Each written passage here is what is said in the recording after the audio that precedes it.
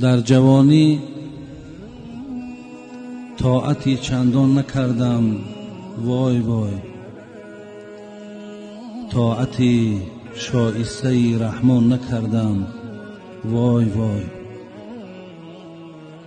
در جوانی طاعتی شایسته مشکل می نمود، مشکلی خود را چرا آسان نکردم، وای وای.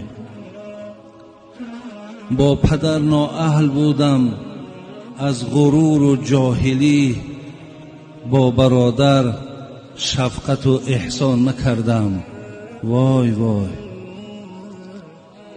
امر و نهی حق تعالی را نآوردم به جای، خواندم و دانستم و فرمان نبردم، وای وای. راهزن ایمان مرا از راه حق گمراه کرد، پشت بر قول بد شیطان نکردم، وای وای. عمر خود را صرف کردم در پی این نفس شوم، عمر را برباد دادم بی مناسب، وای وای. از برای توشه فردا نکاشتم دانه، یک گل از باغ عمل خندان نکردم، وای وای. اینما اموالکم اولادکم را خوانده ام، یک نظر بر آیت قرآن نکردم، وای وای. در پی نیکان نرفتم چون سگ اصحاب کهف، در پی نیکان نرفتم چون سگ اصحاب کهف.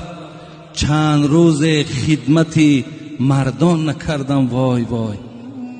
نه طواف کعبه و نه خدمتی صاحب دلان، یاد حشر و تابعی میزان نکردم، وای وای. از قیام و از قعود و از رکوع و از سجود یک عمل مستوجب ارکان نکردم، وای وای. یا الها از کرم جرمی عزیزی را ببخش، زان که یک توبه برای آن نکردم، وای وای. عزیزی سمرقندی که این عزیزای خدا نسبت به عصرهای 19 میتین، یعنی تصنیفات این عزیز خدا برادران عزیز 200 سال پیش بود. به سوی ما و تو بود این اشارت، رسیدن آن عزیزان خود به مقصد.